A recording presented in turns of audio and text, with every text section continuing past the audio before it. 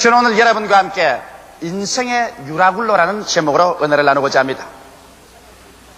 시골에서 자란 사람들은 여름에 풀들과 금불을 모아서 마당에 쌓아놓고 거기에 불을 놓아서 모깃불이라는 불을 놓습니다.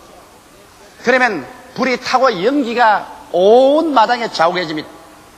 그러면 모기가 연기에 쫓겨서 가고 돗자리에 앉아서 시원하게 서로 이야기를 나누면서 여름 초저녁을 즐길 수가 있는 것입니다.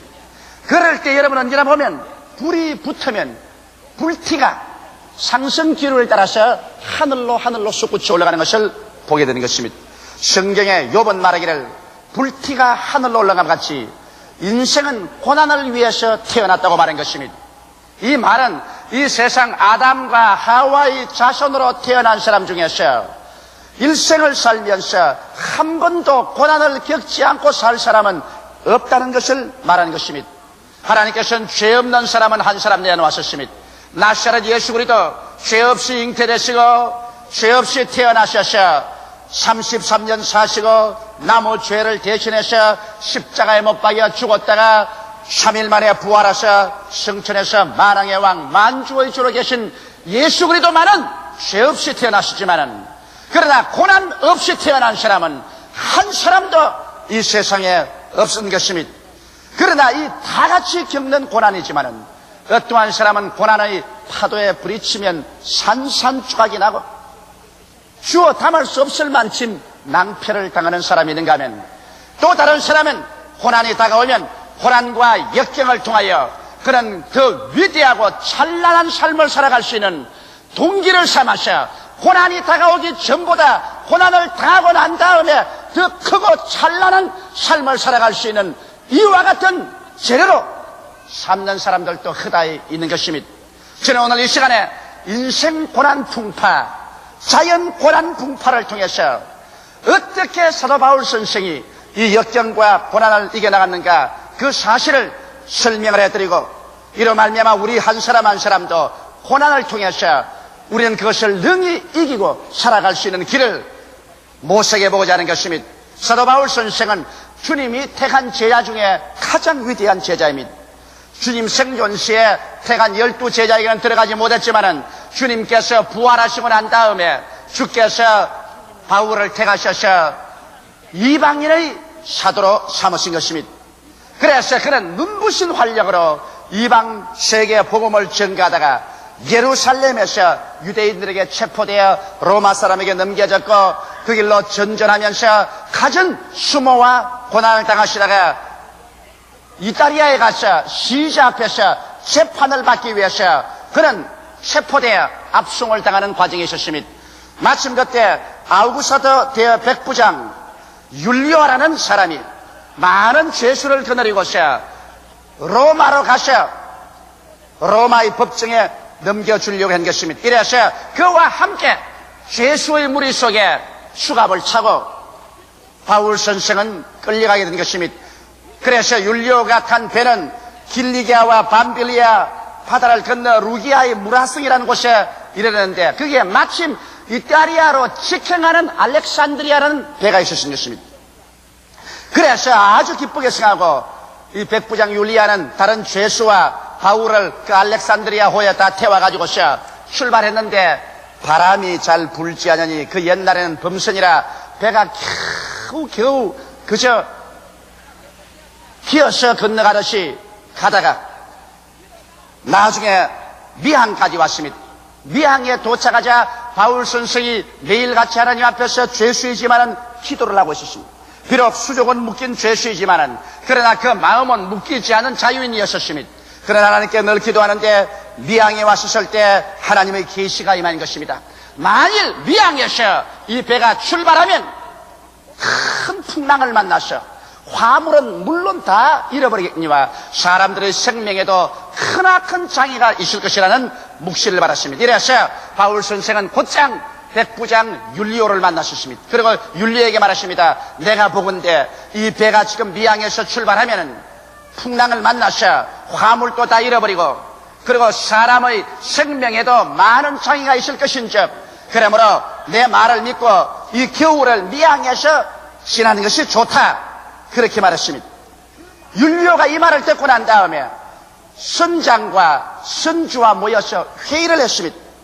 여기 내가 데리고 가는 죄수 중에 아주 학식이 많고 또 기독교의 지도자인 바울이라는 사람이 있는데 이 사람의 기도 중에 하나님께 묵시를 받았다고 이런 말을 했습니다.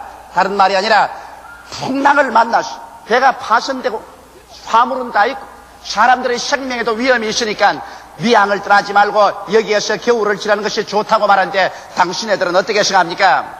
선장이 가가 대수하고 웃습니다. 도대체 내가 뱃사람으로 지중해의 연안을 나는 평생을 이 배를 가지고 왔다 갔다 하는 사람인데 바다 물길은 내가 알지. 백명서생인 그 바울이란 그 종교인이 어떻게 바다 형편을 안단 말이요. 그런 우스운 소리 하지 마시오. 계시가 다 어디 있어요? 이 세상에 과학적인 세상에 해류를 따라 기류를 따라 경험을 얻고 내가 과학적인 지식을 가진 내가 알지. 그런 어리석은 소리 하지 마시오. 그러자 또 선주는 선주대로 하루속히 화물을 싣고 이탈리아에 가야 물건을 팔고 자금을 순회가 잘 때므로 돈을 한 푼이라도 많이 벌겠단 말입니다. 그래서 겨울을 미양에서 보낸다는 것은 상당히 물질적인 손실이 가므로 그래 이 두 사람이 백부장 율리아에게 단호하게 말한 것입니다. 선장과 선주가 합쳐가지고서 여기 미양에 있을 것이 아니라 우리가 좀 더 가면 이탈리아에 좀 가깝고 항구도 좋은 베닉스에 가서 베닉스에 거하면 얼마나 좋노. 항구도 좋고 시설도 좋고 그게 과동하기도 좋고 그 다음 봄철이 오면은 곧장 이탈리아로 건너가기도 좋고 하니까 베닉스로 가자. 그래서 백부장 율리아가 그 말을 들으니 바울 선생의 말은 어리석게 보이고 선장과 선주의 말이 타당해 보이는지라. 그래서 그들은 선장과 선주에게 명하여서 높이 돛을 달고 닻을 올리고 배를 출항하게 하는 것입니다. 바울은 벌써 그들이 무서운 시련을 향해서 출항하는 것을 알고 있었습니다. 그러나 그것을 꿈에도 모르는 선장과 선주와 죄수들과 거기에 타고 가는 모든 선객들은 이게 양양해서 그래서 바람이 마치 불어오니 모든 것이 다 자기 이지되는 줄 알고 출발해 가다가 얼마 있지 않냐여 내륙지방에서 유라굴로라는 거센 폭풍의 바람이 휘몰아쳐 바다를 때리니 얼마 있지 않냐여 순식간에 바다는 지옥같이 변화되고 말한 것입니다. 파도는 새산더미같이 다가오고 그리고 바람은 천지를 변화시킬 만한 거센 소리를 내고서 다가오는 것입니다. 여기에서 선장과 선주와 선원들이 전력을 기울여 배를 보전하려고 하나 그 거센 파도와 바람에 배는 일련편주로 어떻게 도저히 감당할 수가 없게 된 것입니다. 이래서 별 수 없이 사람이 거센 풍랑을 만나 목숨에 위험하니까 하루 견디다가 이튿날에는 배를 가볍게 하기 위해서 그렇게 선주가 자기 목숨처럼 아끼는 화물을 모두 다 바다에 던집니다. 돈 보따리들을 전부 바다에 던집니다. 선주는 눈물을 흘리면서 그 모든 화물을 던졌습니다. 그러고 난 다음에 사흘째 계속해서 바람이 불고 파도가 치고 천지가 칠흑같이 어둡고 온 세계가 되어버리는 것 같으며 이제는 배의 기구조차도 배의 무거움으로 이 선장과 선원들이 자진해서 배의 기구조차 다 버리고 마는 것입니다. 이래서 배는 이제는 오직 배와 사람들만 타고서 목적도 방향도 없이 바람이 치면 불리는 대로 파도에 밀리면 밀리는 대로 하늘에 솟았는가 하면 지옥 바다까지 떨어진 같이 파도에 출렁이며 모든 사람들은 정신을 잃고 쓰러지고 이리 뒹굴고 저리 뒹굴며 토하고 처참한 전경이 벌어진 것입니다. 이것이야말로 생지옥의 비극적인 상황 속에 떨어지고 말한 것입니다. 그래서 그들은 유라굴라를 만나서 이제는 사경에 이른 것입니다. 여기에서 여러분 우리가 알아야 될 것은 왜 이 알렉산드리아호가 유라굴라를 만나지 아니했으면 안 되었습니까? 유라굴라의 풍랑이라는 것은 이것은 어찌할 수 없습니다. 유라굴라는 오기도 하고 가기도 하고 일어나기도 하고 잠자기도 하는 것입니다. 왜 구태여 알렉산드리아호가 유라굴라를 만나야만 되었습니까? 그 그 이유는 이 선장의 교만과 선조의 탐욕 때문인 것입니다. 만일 그들이 사도 바울 선생의 말을 듣고 하나님의 그 말 앞에 엎드려 하나님께 귀를 기울이고, 그래서 눈에는 아무 전가 안 보이고 귀에는 아무 소리 안 들리고 소리는 잡혀있는 것 없다고 할지라도 인간의 지혜나 인간의 지식이나 인간의 오만을 버리고 인간의 교만을 하나님 앞에 굴복시키고 인간의 탐욕을 하나님 앞에 굴복시켰더라면 유라굴라의 풍랑은 피할 수가 있었습니다. 하나님께서는 여러분과 내가 환난과 시험과 풍랑을 당해서 처참히 파괴되는 것을 원치 않기 때문에 이모로 저모로 미리 그것을 경고해 주시는 것입니다. 그러나 인간의 교만, 인간의 탐욕이 스스로 유라굴라를 향해서 걸어 들어간다는 것을 잊지 말아야 되는 것입니다. 여기에서 이 알렉산드리아라는 배가 처참하게 된 이유는 하나님을 원망할 수도 없고 선제 지변을 원망할 수도 없습니다. 이것은 오직 선장의 교만과 선조의 탐욕 때문에 그들만 스스로 절망 상황에 떨어진 것이 아니라 해탄 수많은 사람들을 한꺼번에 가장 처참한 절망으로 휘몰아치고 말한 것입니다. 이렇기 때문에 교만과 탐욕이 유라굴라를 부른다는 것을 잊지 말아야 되는 것입니다. 오늘날 여러분과 내가 사는 이 세상은 유라굴라의 풍랑에 휘몰아친 세상입니다. 어느 곳에 가나 여러분 죄가 없는 곳이 없고 미움이 없는 것이 없으며 사람은 불안과 공포에 떨고 처절하게 좌절하고 서로 살상하며 오늘날 세계가 언제 다시 한번 세계 제3차례의 비격적인 전쟁에 휘몰아쳐 들어가서 잿더미가 될지도 알 수가 없습니다. 나라마다 있는 힘을 다하여 백성들이 굶주릴지라도 총과 칼과 대포와 비행기와 폭탄을 준비하기에 여념이 없고 세계는 또다시 무서운 유라굴라의 풍랑을 향해서 나아가고 있는 것입니다. 최근 풍파들은 온 세계 각지에서 일어나고 세계 최종의 가장 비극적인 유라굴라의 풍랑은 다가오고 있는 것입니다. 왜? 인간은 이렇게도 지성적이라고 말하고 과학적이라고 말하고 이지적이라고 말하며 인격자라고 말하면서 세계에 다가오는 유라굴라의 풍랑을 눈앞에 보고도 이것을 피할 수 없을까요? 아담과 하와가 이 세상에 유라굴라를 가져올 때도 우리는 단적으로 그 결정을 알 수 있습니다. 하나님께서 동방에 에덴 지으시고 보기에도 아름답고 먹기에도 좋은 나무로 다 실과를 맺게 하시고 거기에는 상암도 없고 해암도 없고 진선진미의 아름다운 곳이었습니다. 그와 같은 자리에서 아담과 하와를 두고서 하나님을 섬기며 하나님을 믿으며 하나님께 순종하고 그리고 하나님의 청지기로서 그 동산을 가꾸게 한 것입니다. 그러나 사탄은 아담과 하와에게 유라굴라를 가져오는 길을 알고 있었습니다. 인생 유라굴로, 인생 풍파를 가져오는 길을 알았습니다. 그것은 아담과 하와에게 교만과 탐욕을 넣어주면 죄악과 사망의 유라굴로의 풍랑이 불어와서 그들을 침몰시킬 것을 알고 있었습니다. 그래서 마귀는 때를 노렸었습니다. 하나님께서는 동산 모든 실과를 다 먹되 동산 중앙에 있는 선악을 아는 실과는 먹지 말라. 이를 먹는 날에는 죽으리라고 말씀하셨습니다. 이 선악을 아는 실과는 하나님의 주권을 상징하는 것입니다. 아담과 하와는 주권자가 아니요 주권적 소유자도 아니요 하나님의 종이요 하나님의 청지기로서 하나님을 섬기고 하나님을 순종하고 하나님을 믿고 하나님의 대리자로서 일하게 만들었기 때문에 이것 하나만은 분명히 아는 선악과 이것이 좋다 저것이 나쁘다 좋으니까 내가 선택하고 나쁘니까 내가 버린다는 주권적인 행위 이것만은 하나님의 것입니다.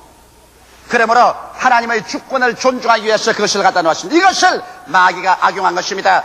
아담과 하와가 에덴 동산에 있을 때 마귀가 와서 하와에게 말을 걸었습니다.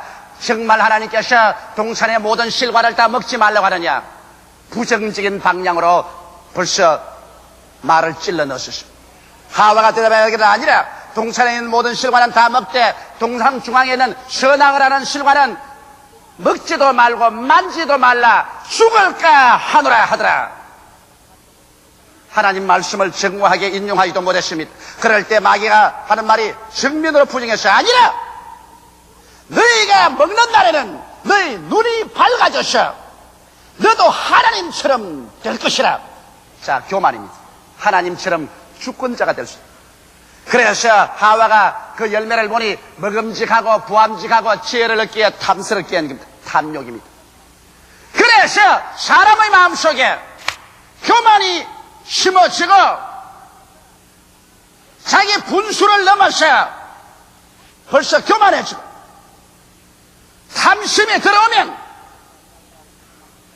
그때로부터 시작해서 유라굴라의 풍랑을 향해서 돌진합니다. 하와가 그 실과를 따먹었습니다. 그러고 난 다음 그 남편을 주워 먹게 하셨습니다.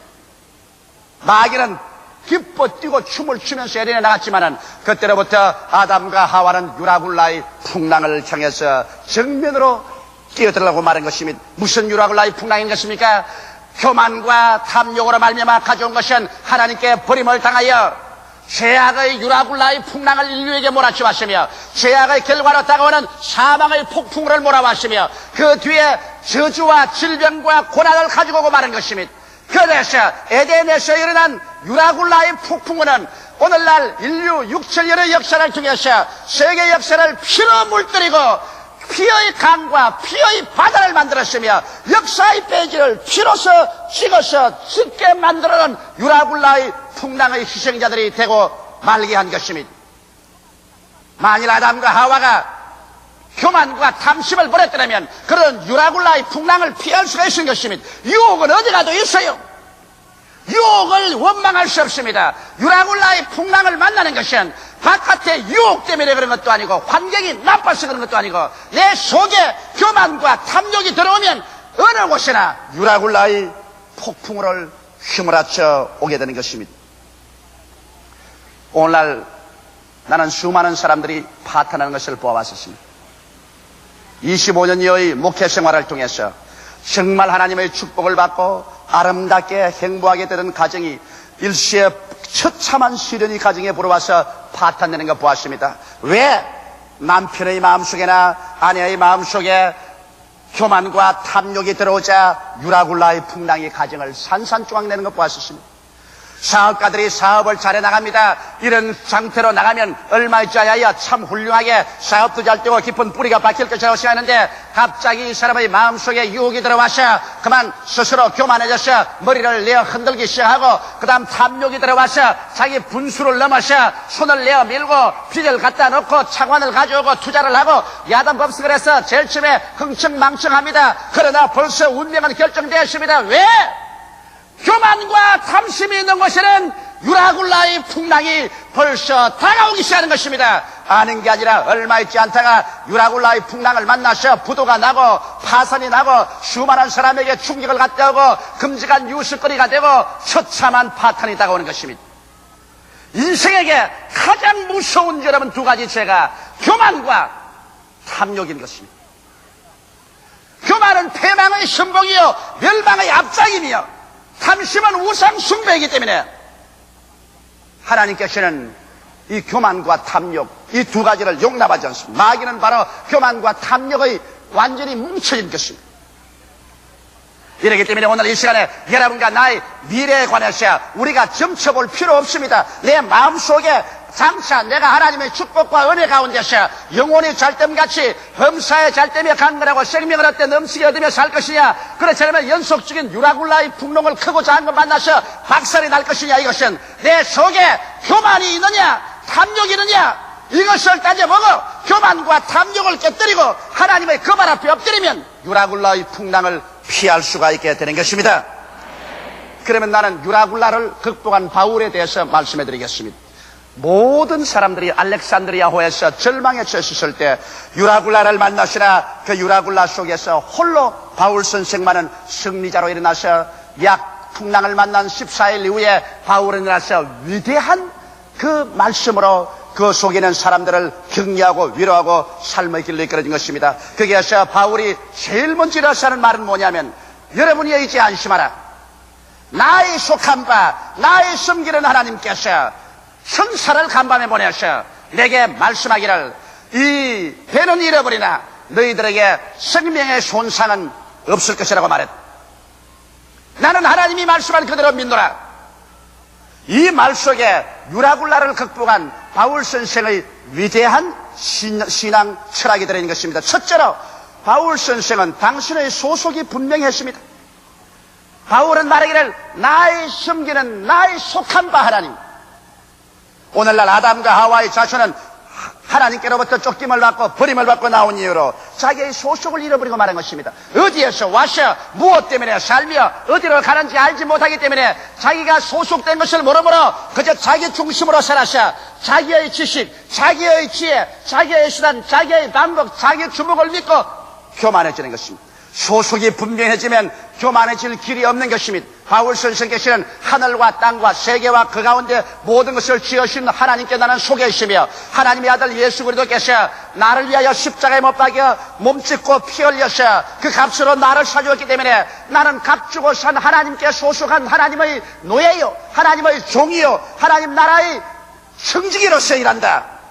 이러므로 그 소속이 분명해지기 때문에 바울의 마음속에 교만이 있을 수가 없는 것입니다. 그는 하나님이 일어나라면 일어나고 앉으라면 앉고 가라면 가고 오라면 오는 하나님의 지혜와 하나님의 지식과 하나님의 선하고 나쁘다는 결정을 따라서 행하는 소속이 분명한 하나님께 속한 사람이었습니다. 오늘 여러분과 나의 생애가 소속이 분명하면 잘못되었다고도 곧장 돌아오는 것입니다. 나침판이 분명히 있으면 길을 잘못 가면 돌아와요. 우리는 하나님 중심의 생활이 마음속에 잡혀지면 우리가 조금 방향을 잘못 잡아서 교만과 탐욕으로 갔다가도 즉시 회개하고 깨닫고서 본부로 돌아오기 때문에 약간 유라굴라를 당했다가도 그대로 돌아와서 안전한 항구로 돌아오게 되는 것입니다. 이러므로 소속이 분명해야 돼요. 둘째로 바울은 말하기를 나의 섬기는 하나님이라고 말한 것입니다. 바른 마음, 탐심이 아닌 바른 마음, 정심입니다. 여러분 오늘날 왜 탐심이 생깁니까? 권력을 하나님으로 섬기니까 권력의 탐심이 생깁니다. 돈을 하나님으로 섬기니까 돈에 대한 탐심이 생깁니다. 육체의 쾌락을 하나님으로 섬기기 때문에 육체의 쾌락을 하나님으로 섬겨서 탐심이 생기는 것입니다. 탐욕이라는 것은 무엇을 자기가 섬기는가에 따라서 탐욕이라는 것입니다. 육신의 정욕, 안목의 정욕, 이 세상 사랑이 모두 다 잘못된 것을 섬기기 때문에 그런 것입니다. 오늘날에 와서는 인간은 지식 만능, 과학 만능, 황금 만능, 쾌락 만능으로서 이 세상에 완전히 유라굴라를 향해서 걸어가고 있기 때문에 이 세상을 그대로 내버려두면 어찌할 수 없이 3차 전쟁의 유라굴라에 부딪힐 수밖에 없습니다. 누가 뭐라고 해도 현재의 코스는 유라굴라를 향해서 직행으로 지금 달려가고 있는 것입니다.